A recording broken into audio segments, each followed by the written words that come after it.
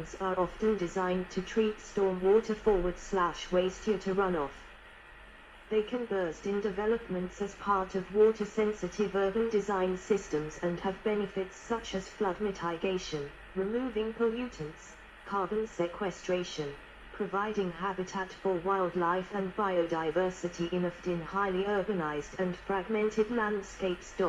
116. Climate change aspects. Greenhouse gas emissions.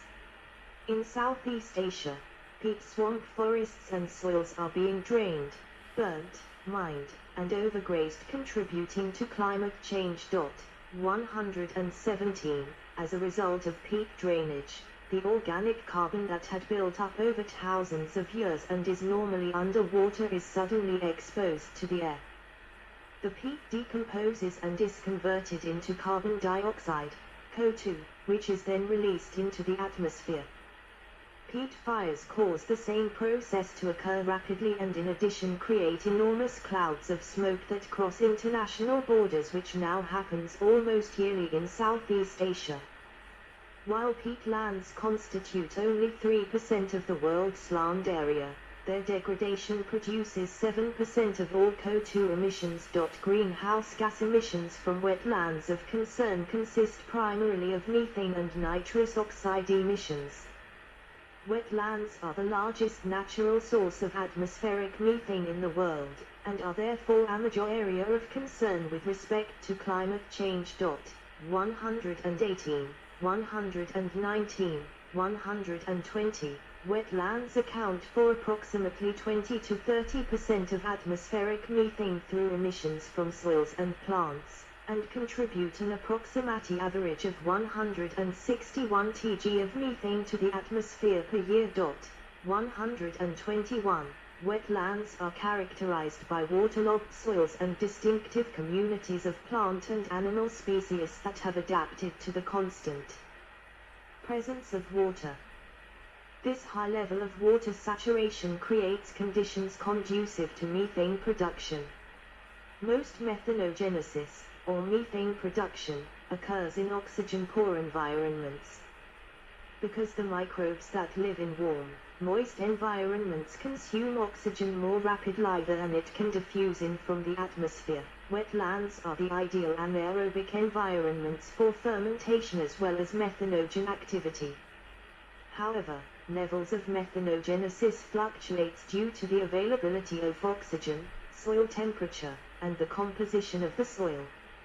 A warmer, more anaerobic environment with soil rich in organic matter would allow for more efficient methanogenesis.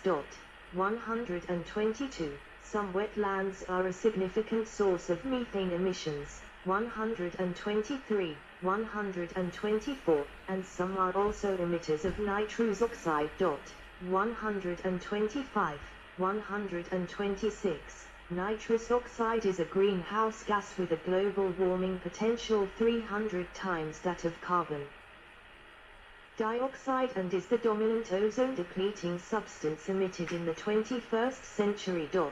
127. Wetlands can also act as a sink for greenhouse gases. 128. Climate change mitigation. Studies have favorably identified the potential for coastal wetlands, also called blue carbon ecosystems, to provide some degree of climate change mitigation in two ways: by conservation, reducing the greenhouse gas emissions arising from the loss and degradation of such habitats, and by restoration, to increase carbon dioxide drawdown and its long-term storage. 129. However, CO2 removal using coastal blue carbon restoration has questionable cost-effectiveness when considered only as a climate mitigation action, either for carbon offsetting or for inclusion in nationally determined contributions. 129. When wetlands are restored, they have mitigation effects through their ability to sink carbon, converting a greenhouse gas, carbon dioxide, to solid plant material through the process of photosynthesis, and also through their ability to store and regulate water. 130, 131, Wetlands store approximately 44.6 million tons of carbon per year globally, estimate from 2003. 132, in salt marshes and mangrove swamps in particular. The average carbon sequestration rate is 210 GCO2M2Y1, while peatlands sequester approximately 20-30 GCO2M2Y1. 132, 133. Coastal wetlands, such as tropical mangroves and some temperate salt marshes, are known to be sinks for carbon that otherwise contribute to climate change in its gaseous forms, carbon dioxide and methane. 134.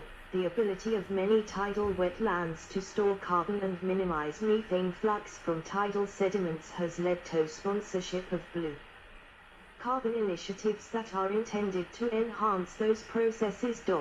135, 136. Climate change adaptation. The restoration of coastal blue carbon ecosystems is highly advantageous for climate change adaptation, coastal protection, food provision and biodiversity conservation. 129. Since the middle of the 20th century, human-caused climate change has resulted in observable changes in global water cycle. 137. 85. A warming climate makes extremely wet and very dry occurrences more severe, causing more severe floods and droughts. For this reason, some of the ecosystem services that wetlands provide, for example water storage and flood control, groundwater replenishment, shoreline stabilization and storm protection, are important for climate change adaptation measures. 138. In most parts of the world and under all emission scenarios, water cycle variability and accompanying extremes are anticipated to rise more quickly than the changes of average values. 139. 85. Valuation. The value of a wetland to local communities typically involves first mapping a region's wetlands, then assessing the functions and ecosystem services the wetlands provide individually and cumulatively, and finally evaluating that information to prioritize or rank individual wetlands or wetland types for conservation, management, restoration, or development. 140. Over the longer term, it requires keeping inventories. 141. Of known wetlands and monitoring a representative sample of the wetlands to determine any changes due to both natural and human factors. Assessment. Rapid assessment methods are used to score, rank, rate, or categorize various functions, ecosystem services, species, communities, levels of disturbance, and / or ecological health of a wetland or group of wetlands. 142. This is often done to prioritize particular wetlands for conservation, avoidance, or to determine the degree to which loss or alteration of wetland functions should be compensated, such as by restoring degraded wetlands elsewhere or providing additional protections to existing wetlands. Rapid assessment methods are also applied before and after a wetland has been restored or altered, to help monitor or predict the effects of those actions on various wetland functions and the services they provide. Assessments are typically considered to be rapid when they require only a single visit to the wetland lasting less than 1 day, which in some cases may include interpretation of aerial imagery and geographic information system (GIS), analyses of existing spatial data, but not detailed post-visit laboratory analyses of water or biological samples. To achieve consistency among persons doing the assessment, rapid methods present indicator variables, ask questions or checklists on standardized data forms, and most methods standardize the scoring or rating procedure that is used to combine question responses into estimates of the levels of specified functions relative to the levels estimated in other wetlands. Calibration sites, assessed previously in a region. 143. Rapid assessment methods. partly because they often use dozens of indicators pertaining to conditions surrounding a wetland as well as within the wetland itself, aim to provide estimates of wetland functions and services that are more accurate and repeatable than simply describing a wetlands class type. 3. A need for wetland assessments to be rapid arises mostly when government agencies set deadlines for decisions affecting a wetland, or when the number of wetlands needing information on their functions or condition is large. Inventory. Although developing a global inventory of wetlands has proven to be a large and difficult undertaking, many efforts at more local scales have been successful. 144.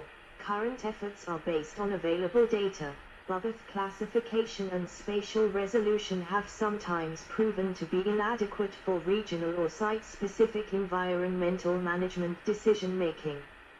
It is difficult to identify small, long, and narrow wetlands within the landscape.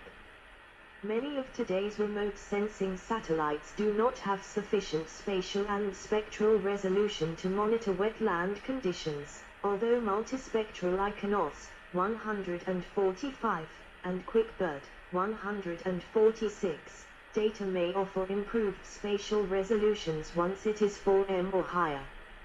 Majority of the pixels are just mixtures of several plant species or vegetation types and are difficult to isolate, which translates into an inability to classify the vegetation that defines the wetland. The growing availability of 3D vegetation and topography data from LiDAR has partially addressed the limitation of traditional multispectral imagery, as demonstrated in some case studies across the world. 147. Monitoring and mapping.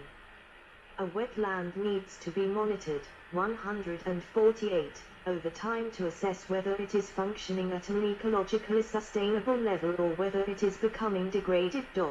149. Degraded wetlands will suffer a loss in water quality, loss of sensitive species, and aberrant functioning of soil geochemical processes. Practically, many natural wetlands are difficult to monitor from the ground, as they quite often are difficult to access and may require exposure to dangerous plants and animals as well as diseases borne by insects or other invertebrates. Remote sensing such as aerial imagery and satellite imaging, 150, provides effective tools to map and monitor wetlands across large geographic regions and over time.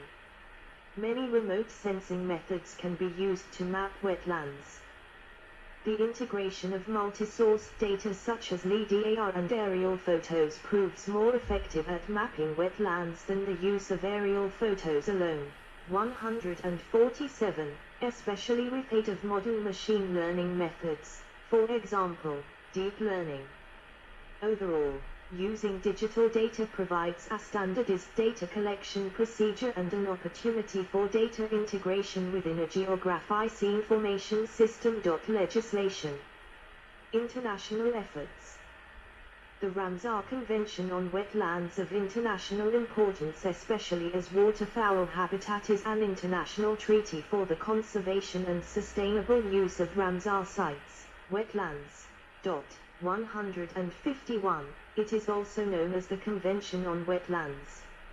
It is named after the city of Ramsar in Iran, where the convention was signed in 1971. Every 3 years, representatives of the contracting parties meet as the Conference of the Contracting Parties, COP, the policymaking organ of the convention, which adopts decisions, resolutions and recommendations to administer the work of the convention and improve the way in which the parties are able to implement its objectives. 152. COP12 was held in Punta del Este, Uruguay, in 2015. COP13 was held in Dubai, United Arab Emirates, in October 2018. The Upper Navwa Conservation Area Ramsar site in Fiji. Sustainable fishing in India, an example of wise use. National efforts. United States. Each country and region tends to have its own definition of wetlands for legal purposes. In the United States, Wetlands are defined as those areas that are inundated or saturated by surface or groundwater at a frequency and duration sufficient to support, and that under normal circumstances do support, a prevalence of vegetation typically adapted for life in saturated soil conditions. Wetlands generally include swamps, marshes, bogs and similar areas. 153. This definition has been used in the enforcement of the Clean Water Act. Some U.S. states, such as Massachusetts and New York,